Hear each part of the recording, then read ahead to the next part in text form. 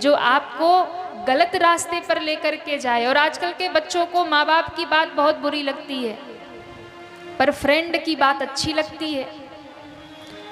Friend कह दे कि वहाँ जाना है तो माँ बाप से झगड़ा लड़ाई कर लेंगे, बोले हमको वहाँ जाना है। माँ बाप दुश्मन हो जाते हैं बच्चों के और फ्रेंड अपने हो जाते हैं। ध्यान रखिएगा, जो ऐसे फ्रेंड के चक्कर में पड़ता है कि उस फ्रेंड के चक्कर में आके माँ बाप को ही दुश्मन बना लेता है।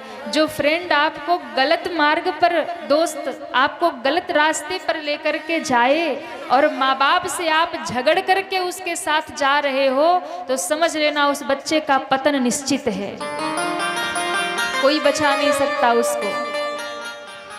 इसलिए दोस्ती हो तो कृष्ण और सुदामा की जैसी हो, दोस्ती हो तो भगवान राम ने भी मित्रता की है। भगवान राम ने निषाद राज से मित्रता की, भगवान राम ने सुग्रीव से मित्रता की, और भगवान राम ने सिद्धांत दिया, जो न मित्र दुख हो ही दुखारी, जो न मित्र दुख हो ही दुखारी, जो न मित्र दुख हो ही दुखारी, जो न मित्र दुख हो ही दुखारी, तिनहि बिलोकत पातक भारी, तिनहि बिलोकत पातक भारी, तिनहि बिलोकत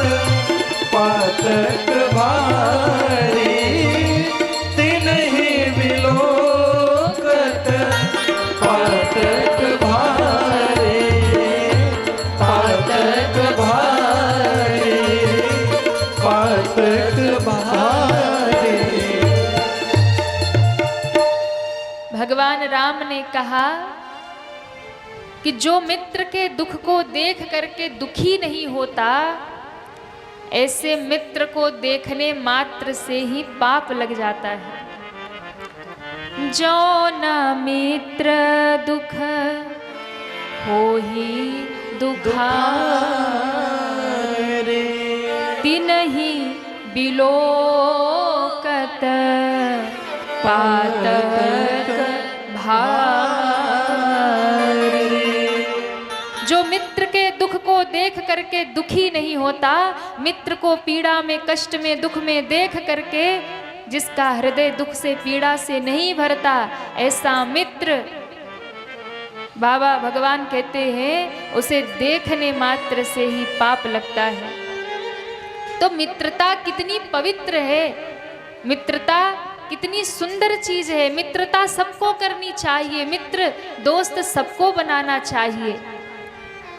किसी एक से देखिए 1000, 100, 200 मित्र बना लेना कोई बड़ी बात नहीं है। दोस्ती करना अच्छी बात है, पर 100 से दोस्ती करके रखना अच्छी बात नहीं है। एक से ही दोस्ती करिए और पूरे जीवन उस दोस्ती को प्रेम से निभाइए, तो आपकी मित्रता भी सार्थक है। सबको मित्र मत बनाइए, एक को बनाइए। और वो एक मित्र कैसा हो? वो एक मित्र आपको भगवत भक्ति से जोड़ने वाला हो, वो मित्र आपको अच्छे मार्ग पर ले जाने वाला हो, वो मित्र आपके दुख और सुख में खड़ा हो, वो मित्र आपको सत्संग में, कथा में, तीर्थ में लेकर के जाने वाला हो, ना कि कहीं और लेकर के जाने वाला हो। वो मित्रता सार्थक है। तो एक ही मित्र हो, पर वो मित्र अच्छा होना चाहिए, सत्संगी होना चाहिए, वो मित्र धर्मात्मा होना चाहिए। सबको मित्र मत बना लेना। तो मित्रता निभानी चाहिए। दुनिया में जितने भी संबंध हैं, जितने भी रिश्ते हैं, वो सब भगवान ने बना करके दिए हैं। आपने चुनाव नहीं किया, न माता का, न पिता का, न भाई का, न बहन का, आपने किसी का चुनाव नहीं किया, पति का, न पत्नी का, सब रिश्ता भगवान के यहाँ से बन के आया है, लेकिन एक मित्र का ऐसा रिश्ता है जो आप स्वयं से चुनाव करते हैं, स्वयं से चुनते हैं, ये मेरा मित्र होगा। तो मित्र का चुनाव जरूर करना। मित्र का जो संबंध है वो खुद से बनाया जाता है, और जब मित्र का संबंध बनाना तो पहले ये देखना कि ये मुझे भगवान तक लेकर जाने वाला है कि संसार में खींचने वाला है। अगर आपको संसार के गर्त में संसारी मित्र मत बनाना जो दुनिया की गर्त में खींच कर ले जाए। मित्र बनाना हो तो ऐसा बनाना जो आपको भगवान के चरणों तक खींच कर लेकर जाए, भक्ति के मार्ग में लेकर के जाए।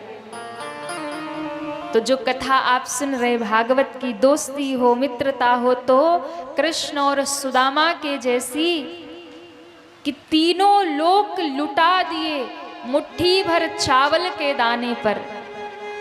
तीनों लोग लुटा दिए मुट्ठी भर चावल के दाने पर, वारी जाऊं श्याम तेरे ऐसे याराने पर।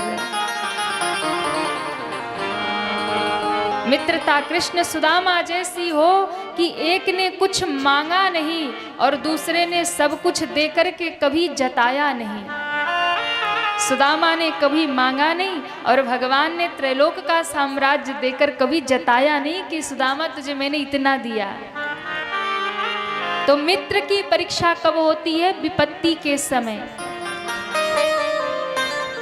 धीरज धर्म मित्र अरु नारी, चार की परीक्षा विपत्ति के समय। धैर्य की परीक्षा, धर्म की परीक्षा, मित्र की परीक्षा, और चौथे नंबर पे धर्म पत्नी की परीक्षा भी विपत्ति के समय होती है। कि पत्नी सुख में पति के साथ खड़ी थी, आज दुख जब पति पर आया, कोई विपत्ति आ गई, तो वो अपने पति के साथ है या वो अपने पति का साथ छोड़ रही है। इस बात की परीक्षा होती है विपत्ति के समय पत्नी की परीक्षा। कई बार होता है कि जब पति पर दुख आए, तकलीफ आए, विपत्ति आए, तो माताएं जो होती हैं वो ताने देने लग जाती हैं। माताएं जो हैं वो फिर उल्टी सीधी बातें करने लग जाती है, बोले तुम्हारा ये है वो है, हम तो मायके जा रही हैं। तो वो पत्नी कहाने के योग्य नहीं है। जो 100 दिन सुख में पति के साथ रही और दुख आने पर पति को ताने दे रही है, दुख आने पर जो मैया पति को उलाहने दे रही है या पति का अपमान कर रही है विपत्ति के समय, या जब उसके पास धन नहीं है, या जब पति लाचार है, तो मैया जब उसे अपमान कर रही है, ताने दे रही है, तो वो पत्नी कहाने की योग्य नहीं है, अधिकारी नहीं है। तो पत्नी की परीक्षा विपत्ति के समय है कि जब पति पर दुख आए, जब पति पर संकट आए, जब पति पर कष्ट आए, और उस क्षण में पत्नी को चाहिए कि वो अपने पति के कंधे से कंधा मिलाकर खड़ी हो जाए कि आप चिंता मत करिए, मैं आपके साथ खड़ी हूँ। वो वास्तव में धर्म पत्नी है, जो दुख के समय पति के साथ खड़ी हो जाए कि आप चिंता मत करिए, मैं आपके साथ खड़ी हूँ। वो पत्नी कहाने की अधिकारी है। तो पत्नी की परीक्षा भी विपत्ति के समय होती है। विपत्ति के समय, कष्ट के समय, दुख के समय, ये 4 की परीक्षा होती है। और विपत्ति के समय आपके भक्ति की भी परीक्षा होती है, आपके धैर्य की परीक्षा, आपके विश्वास की परीक्षा। इसलिए भगवान कहते हैं कि दुख आए, कष्ट आए, तो अपने धीरज को मत खोना, धैर्य को मत खोना। प्रहलाद जी की कथा आप सबने सुनी ना। श्री प्रहलाद जी के पिता ही उनके दुश्मन बन गए, छोटा सा 5 वर्ष का बालक। और कितने कितने कष्ट भगवान नरसिंह रूप लेकर, किसी ने भगवान को कहा कि प्रभु आप कोई और भी रूप लेके आ सकते थे, इतना खतरनाक रूप लेके आने की क्या जरूरत थी? इतना भयंकर रूप लेके आए, आधा नर आधा सिंह, आधा मनुष्य आधा पशु।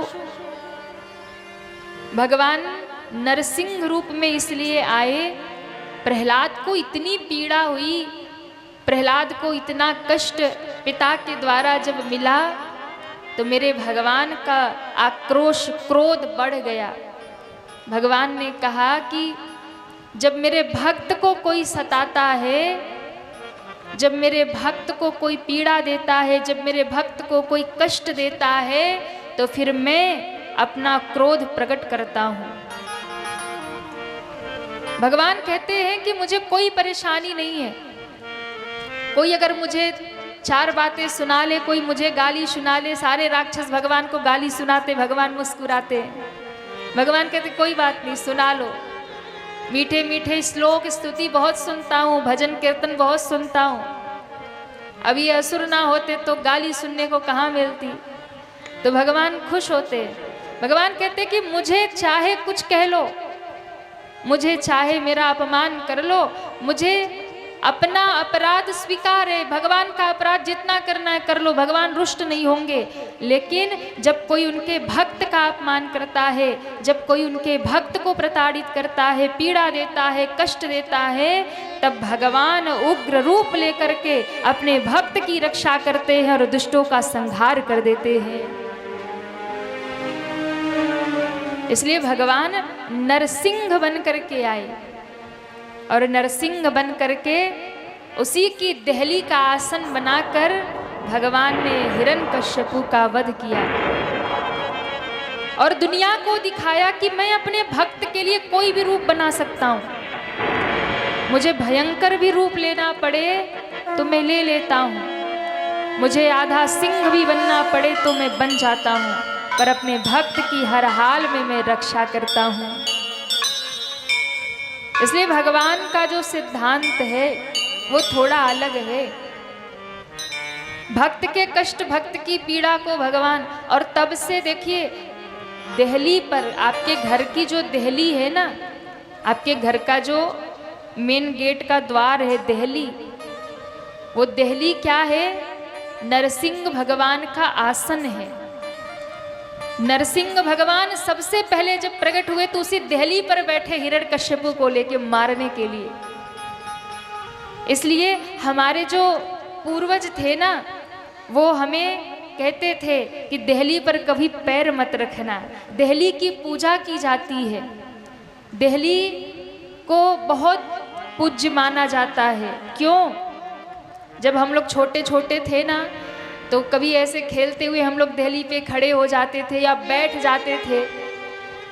चलो शाम का समय कुछ खाना है, देहली पे बैठ गए खाने, तो हमारी दादी माँ डांटने लगती थी, बोले देहली पर नहीं बैठते, देहली पे मत बैठो, या भीतर बैठ जाओ घर के या बाहर बैठ जाओ, देहली छोड़ दो, देहली पे खड़े मत होना, देहली पे चप्पल नहीं उतारना। तो हमारी पूज्य दादी माँ डांट लगाया करती थी। तब तो हम छोटे थे तो ये समझ में नहीं आता था कि क्यों दादी अम्मा डांटती हैं कि देहली पे खड़े नहीं होना, देहली पे चप्पल नहीं रखना, देहली पे बैठना नहीं। फिर शास्त्र में सुना कि हाँ, देहली का इतना सम्मान क्यों है।